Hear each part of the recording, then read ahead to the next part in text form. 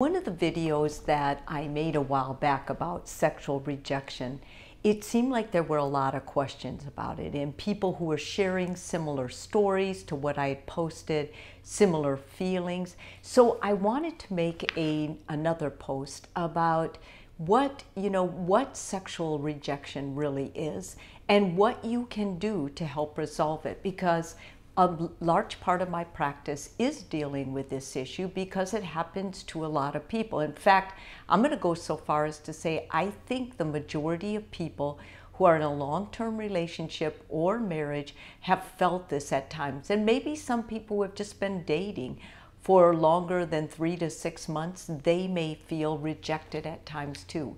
Now, there is a difference between feeling rejected and actually being sexually rejected.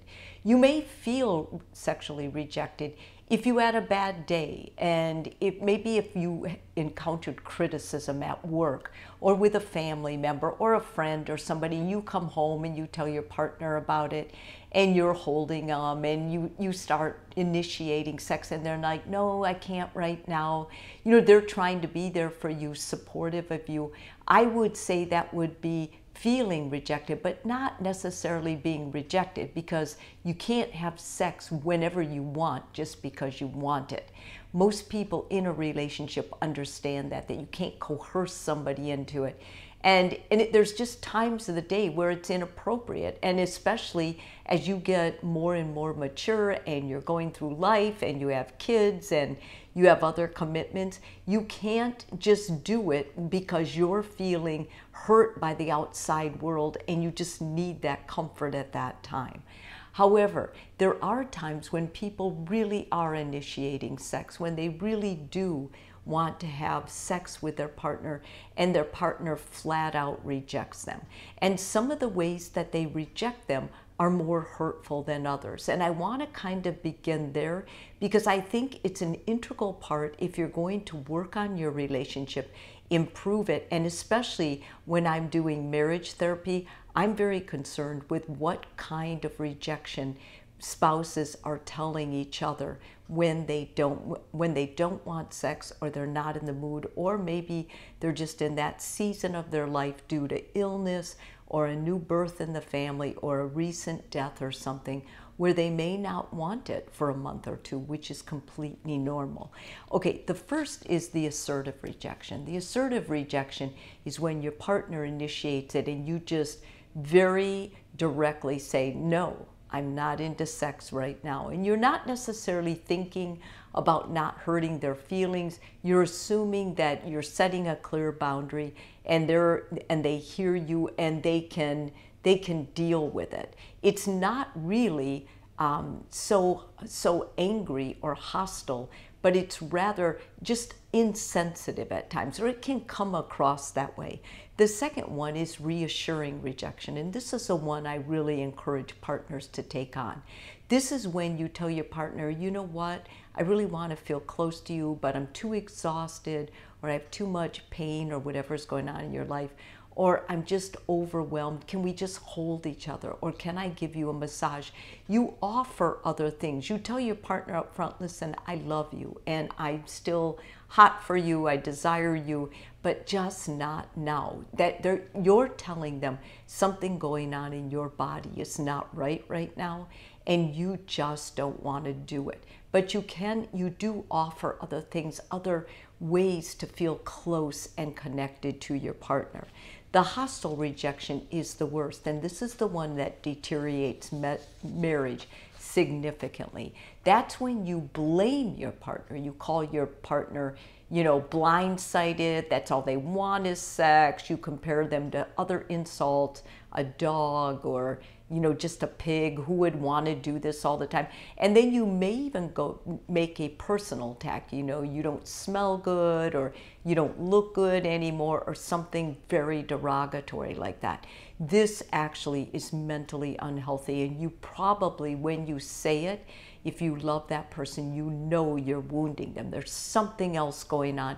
You're angry about something else and you're taking it out on them. And the last one is when you pretend or you deny that they're into sex or that they've hinted or that they're initiating. This would be for those people that are pretending to sleep or pretending or doing something else. They act like they're distracted or they've got something else going on. And I dare say most couples have had this too. I mean, I think it's kind of a form of saying, I don't want to confront it right now. I just want to be left alone. I want my space. And although this one isn't as hurtful, if it's consistent, it can make your partner feel unnoticed, unloved, and truly badly about themselves. So what do? If you come in to see a therapist, the first thing I'm going to do is I'm going to want you both to admit where you are. I don't want either person to be defensive. And the reason I don't is if you're defensive, there's something else going on. This isn't about sex at all. This is about another issue, and I don't want to confuse the two.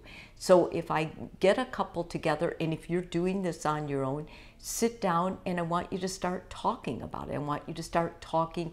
Each person's bringing to the table exactly what they feel, their honest truth, because most of sex issues are communication problems, and I want to be sure that the two of you can talk openly without flying off the handle or getting angry, or where this turns into a fight of you need more sex, you're harassing me, and you're driving me nuts. So I think the most important thing is you take time to start talking about it. Secondly, I want you, the person who usually initiates, I think the other one should try initiating. And the reason I say that is because there's research that shows when you initiate sex, your libido actually goes up. So it doesn't mean you have to do it on a schedule of 3 times a week, but it does mean that you take over some of that initiating work, because if you don't, then your partner's always doing it, and they start getting tired, they start feeling less worthwhile, they start feeling less sexy, and that you don't want them, that they're not desired. And it's important for each of us to feel sexy in ourselves and desired by our partner and attractive. The next thing, get to the truth of what's going on. Why don't you want sex? What is underneath this? Are you hurting? Are you, mentally burned out?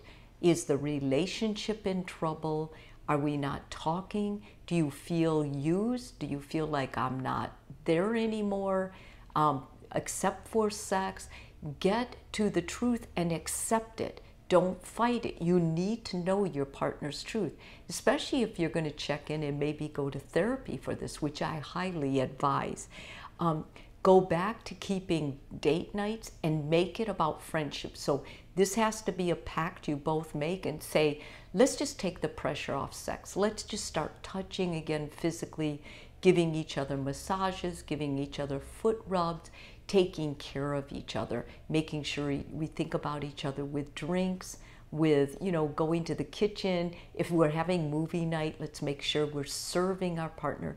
Doing these kind of intimate things can really help both people feel reconnected, and that they're special to their partner. Because part of having good sex is feeling like you matter, all of you, your mind, your body, and your sex appeal. So you can't have that if it's just directed at sex. And then evaluate your relationship. Is sex covering up something? Do you want to tell your friends, or are you telling yourself, we don't get along on other things, but we have great sex? That's a classic sign that the relationship isn't healthy.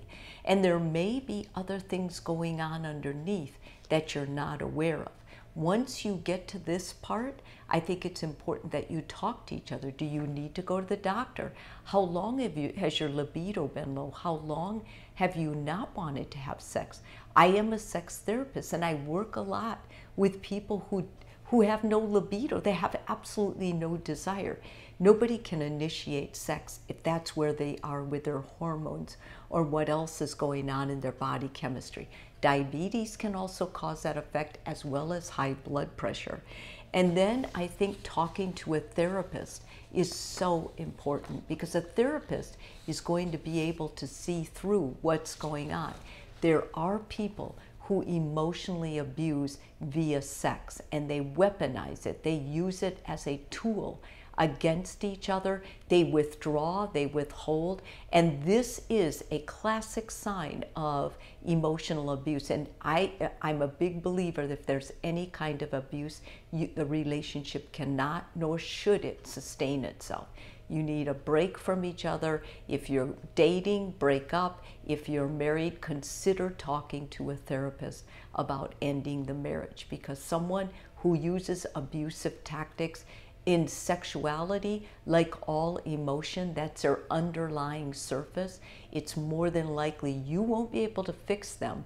And this is more than just an emotional miscommunication, this is abuse. And in that case, I would say you need to get out, you need to save yourself and your children. If this video is helpful for you, please subscribe. And if you're already a subscriber, thank you so much.